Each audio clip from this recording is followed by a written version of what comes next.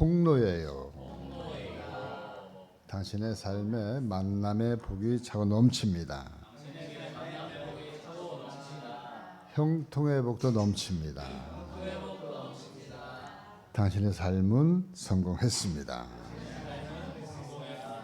오늘도 은혜를 받았습니다. 하나님이 함께 하십니다. 아멘입니까? 하나님의 절대 주권, 하나님이 한번 마음 먹으면 못하실 일이 없다. 굉장히 무서운 또 좋은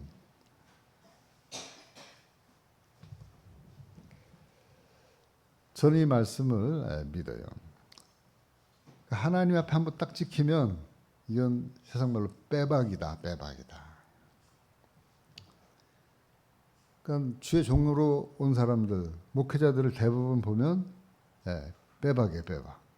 그래서 저희 신학교 동기들 보면 고등학교 졸업하고 바로 신학 온 분들도 있지만은 대부분 세상살이 하다가 하나님 앞에 붙들림 받아서 빼박으로 이 길로 안 가면은 그냥 바로 하나님이 데리고 가겠다 이렇게 느끼지 않은 사람은 거의 신학을 안 온 것 같아요. 보니까. 그러니까 그리고 그렇게 뽑히지 않으면 이 길로 갈 길이 아니에요. 이 길이. 갈 수가 없어요. 그러니까 자기들도 안 하고 싶은데 얘기 들어보면 이제 마지막이라네. 마지막. 여태까지 과정을 보면 많은 그러한 그 생사의 기로에서 이제 하나님이 또 건져줘서 이번에 마지막으로 신학을 안 하면은 너는 이제 하나님 데리고 간다. 왜? 이걸 안 하면은 이 땅에 있을 필요가 없기 그런 걸 느낀다는 거예요. 저도 어렴풋이 느껴서 사실상 신학을 했어요. 저도 이 길로 안 가면 하나님 앞에 맞아도 오지게 맞을 것 같아요. 그래서 막 주변 사람을 치는 거예요. 부모님을 치는 거예요. 부모님을 먼저 데리고 가는 거예요. 보니까 주변에 형제들 데리고 가는 거예요. 그러니까 보니까 해야 되겠다. 그렇습니다. 욥을 가장 힘들게 하는 것은 고난이 아니었어요. 욥은 고난의 대명사인데 사실상 이 욥기를 읽어보면 욥이 정작 두려워한 것은 고난보다도 하나님의 주권이 더 두려웠다. 하나님의 주권이 가장 욥을 두렵게 했어요. 욥의 세 친구들이 욥에게 나가와서 얘기합니다. 너가 받는 고난은 너의 죄 때문에 받는 거야. 그러니까 빨리 회개하고 돌아와. 근데 욥이 보면 그렇게 하나님 앞에 책망받을 죄를 많이 저지른 사람이 아니라고 하나님 말씀한 것이 동방의 의인 중에 의인이다. 참으로 그렇게 하나님이 칭했던 이 욥인데 욥의 친구들은 자꾸만 와가지고 네가 받는 이 고난은 너 죄 때문이야. 그러니까 욥은 아니야. 죄가 아니라 하나님의 주권 때문에 내가 지금 이렇게 하나님에 의해서 고난을 받게 되는 거야. 이렇게 지금 욥의 친구들과 늘 이 실랑이를 하고 있는 가운데 지금까지 이 말씀 38장까지 왔어요. 욥의 친구들이 자신의 고난에 대해서 끊임없이 이야기하면 욥은 거기에 대해서 변론을 하는 거예요. 아니야. 너희 말이 틀렸어. 내 말이 맞아. 지지 않고 이야기합니다. 그리고 나서 욥은 또 끊임없이 하나님 앞에 저항하고 변론해요. 하나님, 친구들한테 그렇게 막 얘기하고요. 개인적으로도 돌아왔을 때는 하나님 나 왜 이래요? 나 이렇게 힘들어요. 나에게 왜 이렇게 고난을 주셔요? 하나님 앞에 따 좀 물어요.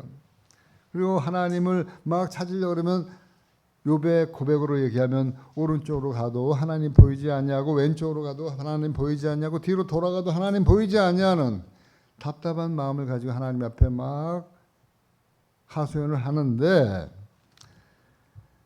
그 보이지 않던 하나님이 오늘 말씀에 딱 보니까 나타나셨어요. 어떻게 나타나셨냐? 오늘 1절에서 3절 말씀. 그때 여호와께서 폭풍우 가운데에서 욥에게 말씀하여 이르시되 무지한 말로 생각을 어둡게 하는 자가 누구냐? 너는 대장부처럼 허리를 묶고 내가 내게 묻는 것을 대답할지니라. 아멘. 막 정신이 없는 가운데 폭풍우 가운데 욥에게 하나님이 나타나셨어요. 그리고 말씀하고 있습니다. 무지한 말로 생각을 어둡게 하는 자가 누구냐? 대뜸하시는 말씀이 욥에게 이렇게 얘기하고 있는 거예요. 욥은 자기의 모든 지식을 가지고 그 자기의 고난에 대해서 다가오는 친구들에게 이렇게 저렇게 화려한 그런 그 말 가지고 대답을 하고 변론을 했는데, 그래서 자기는 변론을 잘했다고 생각하고 자신하고 있는데, 그 욥에게 하나님이 어느 날 갑자기 나타나셔서 욥에게 하는 말이 뭐라고 얘기하고 있어요? 무지한 말로 생각을 어둡게 하는 자가 누구냐? 이렇게 욥을 향해서 어떻게 보면 책망하고 있는 거예요. 책망하고 있는 거예요. 욥은 나름 지식이 풍부했다고 생각하고 있어요. 친구들한테 자기의 지식 가지고 이렇게 변론하고 저렇게 변론해가지고 친구들의 코를 납작하게 만들었다고 생각하고 있었던 이 욥에게 하나님은 지금 뭐라고 얘기하고 있는 거예요? 무지하다라고 얘기하고 있어요. 무지하다. 무지하다. 하나님이 욥의 그 변론을 들은 하나님의 평가는 무지함이었어요. 무지함. 무지한 말로 생각을 어둡게 하는 자가 누구냐? 욥의 모든 지식과 지혜를 하나님은 그냥 이런 지하에 평가절하하고 있는 거예요. 뭐라고 얘기하는 거냐면, 좀 쉽게 얘기하면 야 이놈아, 하나만 알고 열은 모르는 놈아, 이런 게 하나만 알고 코끼리 다리만 만져놓고 코끼리는 다 아는 것처럼 얘기하는 이놈아, 이런 거예요. 욥이 친구들한테 막 이렇게 저렇게 변명을 하고 하나님에 대해서 막 얘기를 하는데, 근데 자기는 잘났다고 얘기를 했음에도 불구하고 하나님이 볼 때는 아니라는 거죠. 아니라는 거예요. 욥의 변호의 수준이 이 코끼리 수준뿐이 안 된다고 말씀하고 있는 거예요. 그래서 이 하나님은 욥에게 3절 말씀 이렇게 얘기하고 있습니다. 너는 대장부처럼 허리를 묶고 내가 내게 묻는 것을 대답할지니라. 대장부처럼 허리를 묶고 내가 내게 묻는 것을 대답할지라. 정신 바짝 차려라. 정신 바짝 차려서 이제 내가 묻는 건 너 대답해봐, 이 소리예요. 저와 여러분들도 살면서 믿지 않는 많은 사람들, 주변의 사람들에게 우리가 하나님에 대해서 많은 설명을 하려고 애를 쓰잖아요. 내 생각으로, 내가 들은 목사님한테 들은 말씀으로, 공부한 지식으로. 그거는 잘 해야 돼요. 잘 해야 됨에도 불구하고 하나님은 다시 한번 우리에게 말씀하고 있어요. 너는 대장부처럼 허리를 묶고 내가 내게 묻는 것을 대답하라. 누가 언제 물어봐도 대답할 준비가 늘 되어져 있어야 된다. 저와 여러분들은 그 무장이 되어져 있어야 된다는 거예요. 왜? 우리가 하나님을 믿는데 언제든지 대답할 준비를 늘 할 수 있도록 저와 여러분들은 평상시에 준비하고 있어야 된다. 평상시에. 하나님이 지금 묻고 있는 겁니다. 오늘 말씀의 결론에 대해서 지금 이 욥은 뭐라고 얘기하고 있냐면, 천지를 창조하신 그 하나님, 땅과 하늘과 바다를 지으시고 그 신비와 능력에 관하여서 욥에게 질문하는 형식으로 지금 말씀하고 있는 거예요. 하나하나. 그래서 하늘에 있는 이치의 현상을 먼저 하나님이 이야기를 해주고 있는 거예요. 욥아, 내가 이제 한 가지 한 수 가르쳐 주마. 그러면서 오늘 19절 20절 말씀 쭉 많은 말씀을 하고 있는데, 건너뛰어서 19절 20절 말씀 보겠습니다. 어느 것이 광명이 있는 곳으로 가는 길이냐, 어느 것이 흑암이 있는 곳으로 가는 길이냐. 너는 그의 지경으로 그를 데려갈 수 있느냐, 그의 집으로 가는 길을 알고 있느냐. 아멘. 여러분, 우리가 지금 하늘만 쳐다봐도, 고개를 들고 하늘을 보아도 우리 눈에 보이는 자연들 있잖아요. 밤하늘에 보이는 별들이 있고요, 낮에는 태양이 있잖아요. 원래 자연은 원래 그 자리에 있었습니까? 아니면 누가 만들었습니까? 아니면은 그 떠 있는 별들을 누가 쥐고 있습니까? 끈을 매달고 있습니까? 어떻게 여러분 여기 있는 이 손수건도 놓으면 떨어지잖아요. 하늘에 있는 그 별들이 이 지구보다 더 큰 별들이 떨어지지 않고 매달려 있는 거예요. 하나님이 지금 말씀하고 있어요. 그래서 사람들은 그거를 생각합니다. 여러 종교에서 그것을 알려고 많은 선을 행합니다. 돌을 쌓습니다. 그래서 우리나라 이 불교계의 가장 거성인 성철 스님이 돌아가시면서 하신 말씀이 뭐예요? 산은 산이고 물은 물이다. 아, 그 소리 못할 사람이 어디 있어요? 산은 산이죠. 산이 물이겠어요? 물이 산이겠어요? 그러니까 그 말은 뭐예요? 그 말은 나도 세상의 이치를 모른다 이 소리예요. 그래서 성철 스님에게 찾아온 사람들은 보통 보면 3,000배를 하고 찾아온대.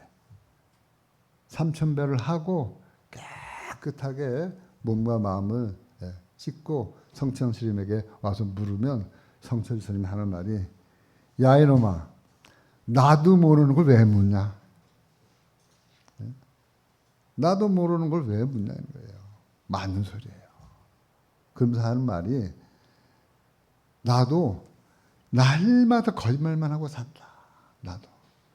나도 날마다 거짓말만 하며 사는 거짓말장인데 나한테 뭘 얻으려고 뭘 배우려고 뭘 하려고 찾아오느냐. 그러면서 만나주지 않았다는 거예요. 그러니까 저는 참 그분이 일리가 있다고 생각을 해요. 참 바른 소리 하신다. 참 참말을 한다. 세상에는 모르고도 아는 척하는 사람이 얼마나 많습니까? 근데 이분은 정말 모른다는 말로 애둘러 얘기한 거예요. 산은 산이고 물은 물이다. 나는 이 세상의 이치를 모른다. 그렇습니다. 하나님은 무지함으로 모든 이치를 어둡게 하는 이 욥이 성철과 같은 그러한 그 이야기를 하고 있는 거예요. 그동안 했던 거예요. 그러한 그 욥을 책망하고 욥의 생각을 책망하면서 오늘 말씀을 통해서 우리 눈에 자연 현상을 보면서 보게 하면서 욥에게 질문하고 있는 겁니다. 욥아, 광명이 어디서 나오고 흑암이 어디로 들어가는지 아느냐? 여러분, 제가 이스라엘 가니까 해가 서쪽에서 떠요. 서쪽에서. 네. 그렇게 보이는 거죠. 네, 서쪽에서 뜨는 것처럼. 그러니까 여러분 오늘 해가 떴어요, 안 떴어요? 해가 떠 있잖아요. 그럼 구름이 가려 있으면 해가 있습니까, 없습니까? 비행기 타고 올라가 보니까 밑에는 비 오는데 그 위에는 해가 쨍쨍해요. 그러니까 밑에 있는 사람들은 야 오늘 비 온다, 해가 없다. 없긴 뭐가 없어요. 그 구름 위에 해가 떠 있는 거예요. 그러니까 우리는 보이는 것만 가지고 판단하는 거예요. 생각하는 거예요. 여러분 매일 아침 저녁에 맞이하는 일출과 일몰을 바라보면서 하루도 어김없는 같은 시간에 같은 장소에서 떠오르는 태양을 바라보는 욥에게 이렇게 질문하고 있는 겁니다. 하나님의 능력은 이 거대한 태양을 하루도 빠짐없이 일정한 에너지를 더 주면 안 돼요. 일정한 에너지를 가지고 일정한 속도를 가지고 돌아야지만이 이 자연계가 유지되어지는 거예요.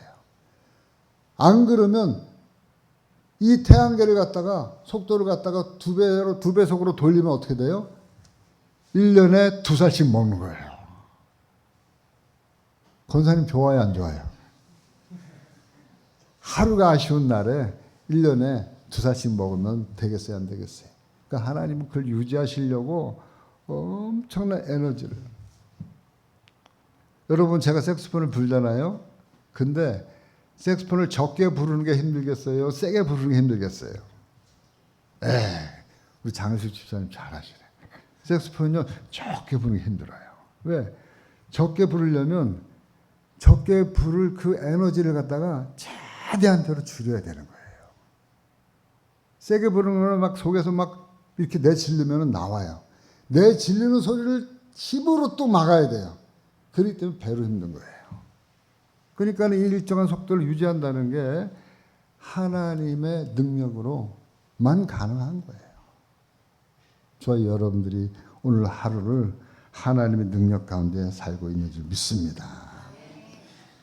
우리가 나면서 죽을 때까지 변함이 있었어요, 없었어요? 단 하루도 변함이 없었어요. 하나님의 이 일정한 그러한 그 역사가 창조 이래로 이 역사의 수레바퀴는 딱 두 번 변화가 있었어요. 성경상으로 보면은. 그래서 첫 번째는 히스기야가 자기 죽을 병을 알고 하나님 앞에 기도하면서 하나님 살려주세요. 그래서 하나님 응답해 주셨어요. 그래서 그 응답의 조건으로 뭐예요? 해 그림자가 뒤로 10도 물러가도록. 해 그림자가. 해가 뒤로 움직인 거예요. 10도. 그리고 여호수아가 아말렉과 싸울 때 아말렉을 물리칠 때 막 기도하면서 태양아 서라. 그럴 때 태양이 섰어요? 안 섰어요? 섰어요. 그래가지고 해가 중천에 떠 있을 때 아말렉을 다 물리쳤어요. 제가 그것을 보고 왔잖아요. 아엘론 골짜기를. 그래서 여러분들에게 보여주려고 사진 찍어 왔잖아요. 한번 보여주실래요? 여기가 아엘론 골짜기래요. 아엘론 골짜기. 이쪽 부분이 이쪽 부분이 아엘론 골짜기. 그 여호수아가 외쳤던, 그래서 해가 중천에 머물렀던, 가보니까 표시를 갖다 딱 해놨어요. 여기가 아엘론 골짜기, 기드론 골짜기, 어떤 골짜기 하면서 다 멀리서 바라보면서 사진을 찍을 수 있도록 해놨어요. 그래서 제가 보고 사진을 딱 찍고, 아, 교회 가면은 우리 성도님들에게 보여드려야지. 어느 시점에서 해가 중천에 머물렀던 시점이 있었다는 거예요. 성경상에. 그렇습니다. 여러분, 이것이 하나님이 만들어 놓으신 우리의 시간표예요. 이 제한된 시간표를 우리에게 보여주신 것은 영원한 시간표가 있음을 우리에게 알려주시기 위해서예요. 믿습니까? 여러분, 시간이 짧잖아요. 우리 인생이. 하나님이 이 유한한 인생을, 우리에게 짧은 인생을 우리에게 허락한 것은 처음부터 하나님이 영원한 인생을 주셨는데 우리가 하나님의 약속을 어긴 거로. 그래서 하나님이 다시 우리에게 영원한 생명을 주시기 위해서 잠깐 있다가 이 땅에 살다가 가는 모습을 보면서 영혼을 삼하는 마음을 우리에게 주신 거예요. 그리고 우리에게 영원한 시간이 있음을, 우리에게 영원한 생명이 있음을 가르쳐 주시기 위해서 이 땅에 예수 그리스도를 보내시고, 그리고 하나님의 말씀을 기록해 놓으셨다고 말씀하고 있어요. 그것이 요한복음 20장 31절 말씀이에요. 오직 이것을 기록함은 너희로 예수께서 하나님의 아들 그리스도이심을 믿게 하려 함이요 또 너희로 믿고 그 이름을 힘입어 생명을 얻게 하려 함이라. 오직 이것을 기록함은 너희로 예수께서 하나님의 아들 그리스도이심을 믿게 하려 함이요 또 너희로 믿고 그 이름을 힘입어 뭘 얻어요? 생명을 얻게 하려 함이라. 요한일서 5장 13절 말씀. 내가 하나님의 아들의 이름을 믿는 너희에게 이것을 쓰는 것은 너희로 하여금 너희에게 영생이 있음을 알게 하려 함이라. 아멘. 내가 하나님의 아들의 이름을 믿는 너희에게 이것을 쓰는 것은 너희로 하여금 너희에게 뭐가 있어요? 영생이 있음을. 제가 이스라엘 가보니까 예수님이 곳곳에 예수님의 흔적이 있어요, 없어요? 있어요. 예수님이 태어나신 곳 제가 가서 직접 손 대고 기도하고 왔어요. 사진 찍고 왔어요. 예수님이 십자가 골고다 언덕에 돌아가신 곳, 그 십자가가 박힌 그 바위 그대로 있어요, 없어요? 있어요. 예수님이 돌아가실 때 성경에 보면은 지진이 났다 그랬어요. 바위가 깨진 돌이 바로 밑에 깨진 바위 돌이 지금도 그대로 깨져 있어요. 그리고 예수님의 시신을 담은 돌이 지금도 있어요. 그런데 예수님을 집어넣은 그 돌 무덤에 예수님의 시신이 있어요, 없어요? 없어요. 누가 훔쳐갔어요? 부활하셨잖아요. 그리고 많은 사람들이 보는 앞에서 하늘로 올림을 당하셨어요. 그리고 때가 되어지면 다시 오시겠다고 말씀하고 있어요. 그러니까 하나님의 시간표 안에는 천년이 하루가 천년 같고 천년이 하루 같고, 하나님의 시간표 안에는 아까도 말씀드린 것처럼 우리가 모르는 이 구름 위에 태양이 있는 것처럼 유한한 이 인생 속에 영원한 생명이 있고 영생이 있음을 하나님은 우리에게 말씀해 주고 있는 거예요. 이 자연현상을 통해서 네가 생각할 때 광명이 들어가는 그 길이 있느냐? 흑암이 들어가는 집을 네가 아느냐? 네 생각으로 이 세상이 죽으면 끝이다라고 생각하지 말라. 네가 알지 못하는 영원한 생명, 영생이 있음을 이 성경은 우리에게 욥을 통해서 말씀하고 있는 거예요. 그러면서 욥에게 이런 질문을 하고 있습니다. 22절 말씀. 내가 눈 곳간에 들어갔었느냐 우박 창고를 보았느냐. 여러분, 눈이 내리면 펑펑 내리기 시작하면 얼마나 많이 내립니까? 그 눈이 어디서 났어요? 예? 여러분, 우박이 한번 쏟아지면 어마무시한 우박이 쏟아지는데 그 우박이 내리는 창고가 있습니까? 눈의 곳간이 있습니까? 그런데 엄청난 눈이 쏟아져 내려가지고 해마다 많은 눈 피해를 입어요. 전 세계 곳곳에서 우박의 피해를 입어요. 그래서 우리가 그런 것을 뉴스를 통해서 접을 하게 되어집니다. 그런데 그 눈이 어디서 쏟아졌냐는 거예요. 그 우박이 어디서 이렇게 피해를 보냐는 거예요. 그런데 성경에 보니까 그러한 것들을 통해서도 하나님이 역사하시기 위해서 사용하신다는 거예요. 눈을, 우박을. 하나님 언제 사용하셨느냐? 23절 말씀에 보니까 내가 환난 때의 교정과 전쟁의 날을 위하여 이것을 남겨두었노라. 네. 하나님은 눈과 우박을 당신이 때로 필요한 대로 당신의 무기로 사용할 때가 있었다는 거예요. 그래서 우박을 통해서 하나님이 출애굽할 때에 7번째 재앙이 뭐예요? 우박재앙. 애굽의 바로가 이스라엘 백성들을 갖다 내보내지 않으니까 하나님의 하늘에서 우박을 갖다 내리는데 이스라엘 백성들이 사는 곳에만 우박이 내리지 않고 나머지 애굽 전역에 우박이 내렸어요. 그래서 모든 농작물의 피해나 모든 바깥에 나와서 돌아다니는 것도 다 죽었어요. 또 전쟁을 할 때에도 하나님이 우박을 통해서 적을 패하게 하시기도 하였어요. 그러니까 하나님은 유효적절하게 필요한 것을 이 땅에 만드셔서 하나님이 사용하기에 적절한 그러한 일들을 하나님이 하시고 있다고 하는 사실이에요. 하나님의 도구로 사용하고 있음을 이 욥에게 지금 이야기하고 있는 거예요. 내가 환난 때의 교전과 전쟁의 날을 위하여 이것을 남겨두었노라. 그러니까 우리가 이 말씀을 통해서 한 가지 깨달아야 될 것은 하늘의 천재 지변을 바라보면서 저와 여러분들이 항상 겸허한 마음을 가져야 될 줄 믿습니다. 이건 우리의 힘으로 되어지는 게 아니고요. 하나님이 얼마든지 조정하실 수 있으면 조정하실 수 있는 부분이 있다. 그래서 이스라엘의 그 가이드 선교사님이 하시는 말씀이 목사님들 오실 때 제발 오실 때 기도하기를 비 오지 않게 날씨 좋게 해달라고 그런 기도를 제발 좀 하지 마라. 이스라엘은 비가 와야지만이 먹고 사는 날. 이스라엘에 비가 안 오면 자기들 굶어 죽는 거예요. 이스라엘은. 비가 귀한 나라인데 제발 하나님 우리 다닐 때 비 오지 않게 해주세요. 자기들만 좋게 하려고. 그런 기도는 잘 못하는 기도예요. 그렇습니다.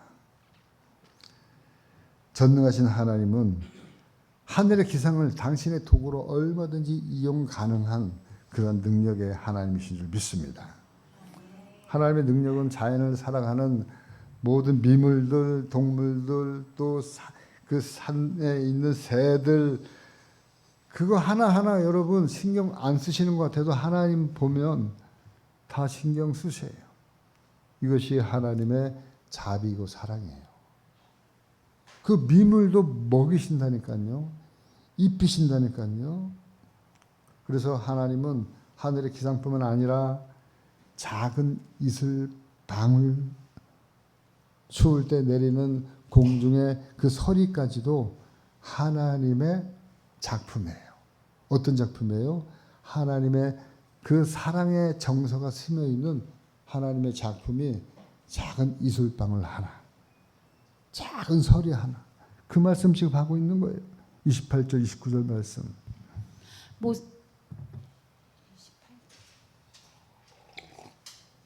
비에게 아비가 있느냐? 이슬 방울은 누가 낳았느냐? 얼음은 누구의 태에서 났느냐? 공중의 서리는 누가 낳았느냐? 네. 비에게 아비가 있느냐? 비를 누가 만들었냐 이 소리죠. 여러분, 이슬방울 아무것도 아닌 것 같잖아요.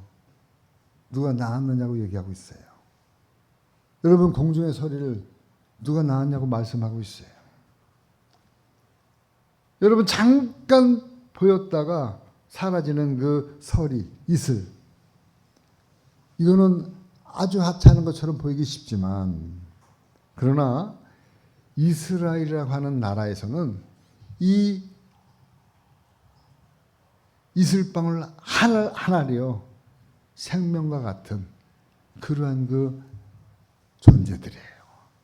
정말로 여러분, 황량한 사막의 식물들, 동물들, 이것들이 대자연에서 살아가고 그리고 자라가고 하는 데 있어서 가장 필요한 그 수분을 공급하는 엑기스가 뭐냐? 바로 이슬과 설이에요. 이슬과 설이. 그래서 이스라엘에서 살아나는 모든 동식물들은 물이 없으니까, 예, 어디를 가도 그냥 황량해요. 어디를 가도 메마른 그러한 그 광야예요. 광야. 사막이에요. 물이 없는데 동식물들이 어떻게 살아갑니까? 무슨 수로 살아가요? 이슬방울로. 이슬방울을 먹으면서 서리를 맞으면서 식물들이 자라나고 성장하고 열매를 맺고 동물들도 그 물을, 수분을 공급받는 거예요. 그래서 여러분, 바로 그러한 것들이 아무것도 아닌 것이 아니라 굉장히 귀한 것들이라고 성경은 말씀하고 있어요. 창세기 27장 28절 말씀. 하나님은 하늘의 이슬과 땅의 기름짐이며 풍성한 곡식과 포도주를 내게 주시기를 원하노라. 하나님은 하늘의 이슬과 땅의 기름짐, 하늘의 이슬이요, 풍성한 곡식과 포도주를 갖다가 맺는 그런 그 근본이 이 이슬이에요. 이슬. 신명기 33장 13절 말씀. 요셉에 대하여는 일렀으되 원하건대 그 땅이 여호와께 복을 받아 하늘의 보물인 이슬과 땅 아래에 저장한 물과. 네, 하늘의 보물이 뭐예요? 이슬이라고 성경은 말씀하고 있어요.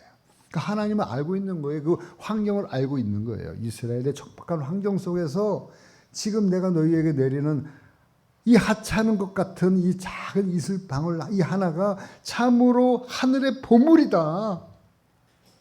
믿습니까? 이렇게 하나님이 이렇게 표현하고 있는 거예요. 이슬이 땅에게 그만큼 하늘의 보물과 같은 역할을 감당하고 있음을 성경은 알고 지금 이렇게 이야기하고 있는 거예요.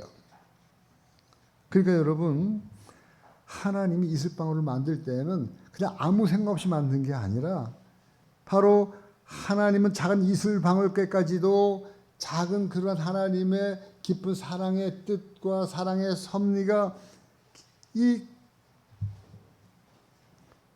들어가 있는 거예요. 하나님의 은혜가, 하나님의 자비가 이 작은 이슬에 들어가 있는 거예요. 그래서 폭염이 대단한 이 사막 가운데 있는 식물들을, 동물들을 그래도 살아 숨쉬고 꽃피고 열매 맺을 수 있도록 하나님이 새벽마다 작은 이슬방울을 맺게 하시고 그리고 서리를 내려주시는 거예요. 사랑하는 성도 여러분, 우리 믿음 안에서 이것을 바라봐야 돼요. 믿음 안에서. 여러분, 믿음 안에서 저와 여러분들이 열매를 맺으면서 살아가는 그러한 그 모습을 볼 때 우리가 생각할 때는 저 사람은 뭔가 특별한 그러한 환경, 좋은 그러한 그 환경에서 잘 자랐기 때문에 저 사람은 열매를 잘 맺는 것처럼 보이죠. 그러나 따져보면 그 성도들의 환경은요, 다른 어떠한 성도들보다 열악한 환경 가운데에서 좋은 열매를 맺는 사람들을 많이 보게 되어져요. 제 주변에서도 보면 열악한 가운데서 자란 우리 친구들이요, 훨씬 더 지금 잘 살아요. 그러면서 하는 말이, 내가 우리 부모님이 자랄 때 집 한 채 갖고 있지 못한 서러움 때문에 내가 돈만 벌면 무조건 땅, 무조건 집 거리면서, 그러면서 내가 지금 땅 사고 집 사고 한 것이 우리 부모님 덕에 내가, 왜? 우리 부모님은 집 한 채 가지 못한 그 어릴 때 그 모습 때문에.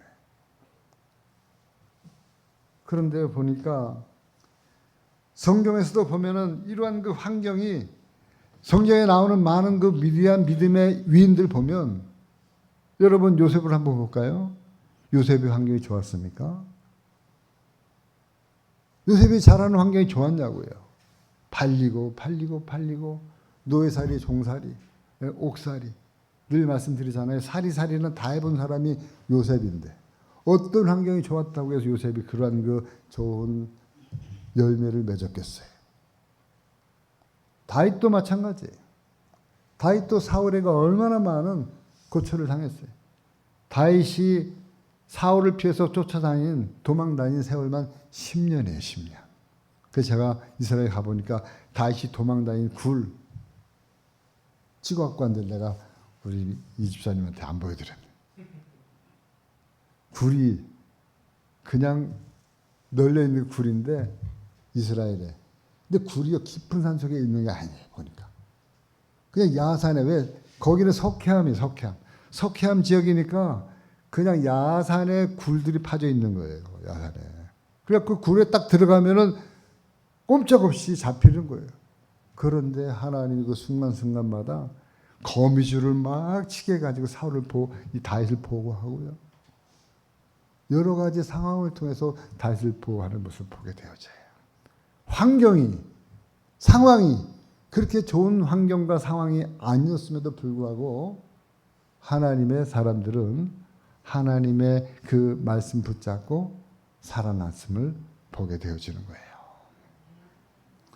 그렇습니다. 여러분, 다니엘도 마찬가지, 요셉도 마찬가지, 다윗도 마찬가지예요.